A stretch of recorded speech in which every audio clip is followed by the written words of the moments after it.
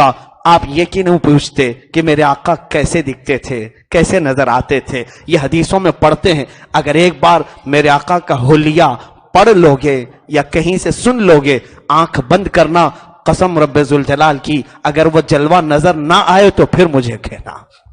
اگر وہ جلوہ نظر نہ آئے، نظروں میں بساؤ اس چیز کو، تو پھر دیکھو کہ کیوں نہیں نظر آتے۔ تم خالی درود پڑھ کے سوچتے ہو کہ وہ آ جائیں گے،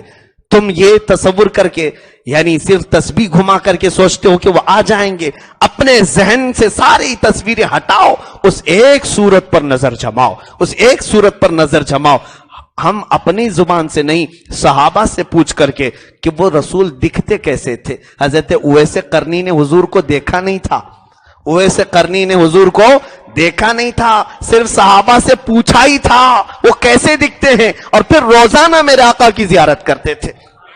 روزانہ حضور کی زیارت کرتے تھے، آنکھ بند کرتے تھے۔ صدیق اکبر نے کہا ہے حضور کے لبھائے مبارک گلاب کی پنکھڑیوں کی طرح ہیں، دونوں ابرو میرے آقا کے بڑے گھنے تھے اور تھوڑا سا ملے ہوئے تھے، پیشانی کافی اونچی تھی، آنکھیں بڑی بڑی تھیں اور بہت ہی کالی آنکھیں تھیں، رخسار اتنے بھرے ہوئے تھے، دونوں گال حضور کے کہ کبھی غصے میں آ جائیں تو انار کی سرخی اور کبھی مسکرائیں تو گلابی رنگت، اور حضور صلی اللہ علیہ وسلم مسکراتے تھے تو کبھی 2 دانت نظر آئے، کبھی 4 دانت نظر آئے، اور دانتوں میں اتنی تیز روشنی کہ اندھیرا کمرہ بھی جگمگا اٹھے۔ حضور پاک صلی اللہ تعالی علیہ وسلم کی گردن مبارک اتنی صاف و شفاف کہ دیکھنے والے کہتے یہ پانی پیتے وقت بھی انہیں پانی نظر آ جائے، اور بال مبارک، اللہ اکبر، جس کو قرآن کہتا ہے واللیل اذا سجا، وہ بال حضور کے زلفیں یہاں سر سے نکلتی ہوئی کبھی کندھوں پر بل کھاتی تھیں، کبھی کانوں کو بل کھاتی تھیں۔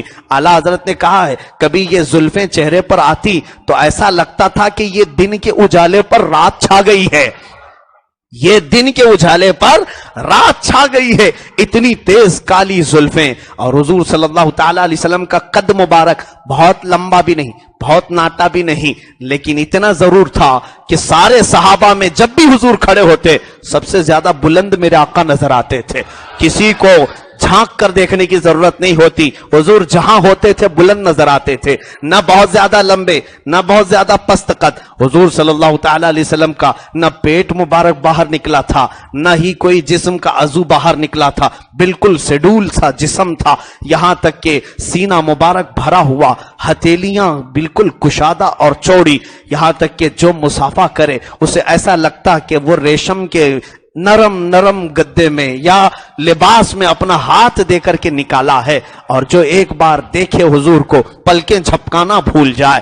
اور حضور صلی اللہ تعالی علیہ وسلم کے لباس مبارک کا عام طور پر انداز یہ ہوتا کہ تہبند شریف پہنتے، چادر اوپر ڈال لیتے، کبھی جبہ پہنا اور گرمیوں کے دنوں میں صرف چادر ڈالتے۔ اور فرماتے ہیں صحابہ حضور صلی اللہ تعالی علیہ وسلم دعا کے لیے کبھی اتنا لمبا ہاتھ اٹھاتے تھے، اوپر کی طرف ہاتھ اٹھاتے تھے، حضور کے بغلوں کی سفیدی نظر آتی تھی، اتنی تیز اجالا پن وہاں سے آتا تھا کہ اگر کسی کی سوئی گم ہو جائے تو اس روشنی میں وہ اپنی سوئی ڈھونڈ سکتا تھا۔ حضور صلی اللہ تعالی علیہ وسلم کے یہ بغلوں کی سفیدی تک نظر آتی تھی صحابہ کو، اور داڑھی مبارک اتنی گھنی تھی، اللہ اکبر، حضور صلی اللہ تعالی علیہ وسلم کی داڑھی مبارک بالکل شیڈول گھنی ہوئی، حضور کے بال مبارک نہ بہت زیادہ نرم جس کو سلکی کہتے ہیں، نہ بہت زیادہ گھنگریالو، بلکہ درمیان کے تھے، کچھ ہلکے سے گھنگرو اور بہت ہی نرم۔ ان بالوں کو دیکھ کر کے عرب کے تمام لوگ اش اش کرتے تھے کہ یہ دولہا نے پائی ہے رنگت کہاں سے۔ حضور صلی اللہ تعالی علیہ وسلم کے جسم مبارک کی یہ تھی، اور تلوے حضور کے قدم مبارک اتنے بھاری کہ جس پتھر پر رکھیں حضور وہاں پر نشان پڑ جائے، اور نہ ہی انگلیاں بہت زیادہ لمبی نہ ہی بہت زیادہ چھوٹی، بلکہ بہت ہی زیادہ ملائم اور ایک سائز کی۔ حضور صلی اللہ تعالی علیہ وسلم کی یہ تمام باتیں ہو گئی۔ اس کے علاوہ سب سے بڑی بات تو یہ تھی کہ صحابہ سب سے زیادہ جس چیز کی طلب میں رہتے تھے وہ میرے آقا کے پسینے کی طلب ہوتی تھی، کہ گرمیوں میں ام سلیم کہتی ہیں کہ میں حضور کے گھر پر آنے کا انتظار کرتی، دوپہر میں میرے آقا آتے، کبھی میرے گھر سوتے تھے، حضور کی پیشانی سے कुछ बूंदें टपकती थी, मैं उसको शीशी में जमा कर लेती थी। हुजूर एक दिन बेदार हो गए, पूछा उम्मे सुलैम क्या कर रही हो? कहा या रसूल अल्लाह, इसको हम अतर के तौर पर जमा करते हैं और दुल्हनों को लगाते हैं और खुशबू के तौर पर हम इस्तेमाल करते हैं। मेरे आका सल्लल्लाहु तआला अलैहि वसल्लम के पसीने मुबारका में इतनी तेज खुशबू थी कि इमाम ने फरमाया जिन दुल्हनों को हुजूर का पसीना लगाया गया था उनकी 7 पुश्तों तक उनकी औलाद में वो खुशबू आया करती थी। वल्लाह जो मिल जाए मेरे गुल का पसीना, मांगे न कभी इत्र न फिर चाहे दुल्हन फूल। आका सल्लल्लाहु अलैहि वसल्लम की बारगाह में इमाम अहले सुन्नत ने जो फरमाया है, सर ताब कदम है तने सुल्तान जमन फूल, लब फूल, दहन फूल, जकन फूल, बदन फूल, और मांगे न कभी इत्र न फिर चाहे दुल्हन फूल। क्या बात रजा उस चमनिस्तान करम की, जहरा है कली जिसमें हुसैन और हसन फूल। उस मुस्तफा करीम का तस्वुर करो जो मैंने तुम्हें बताया। अब फिर आंखें बंद करके मेरे आका को तस्वुर में जमाओ, फिर देखना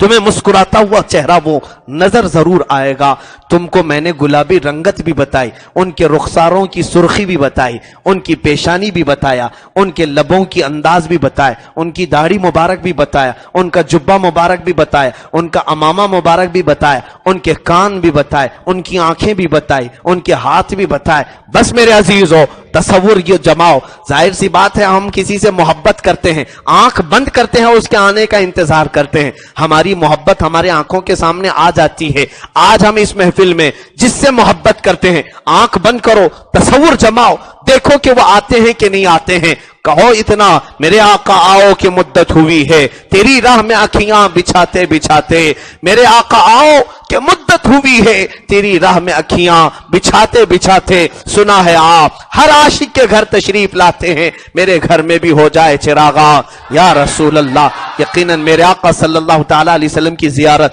मैं दुआ करता हूं मौला इस पूरे मजमे को, बल्कि जो समाअत कर रहे हैं इसी माह रबीउन नूर में, इसी मीलाद के मौसम में, नहीं मौला इसी शब में मेरे आका की जियारत नसीब फरमा।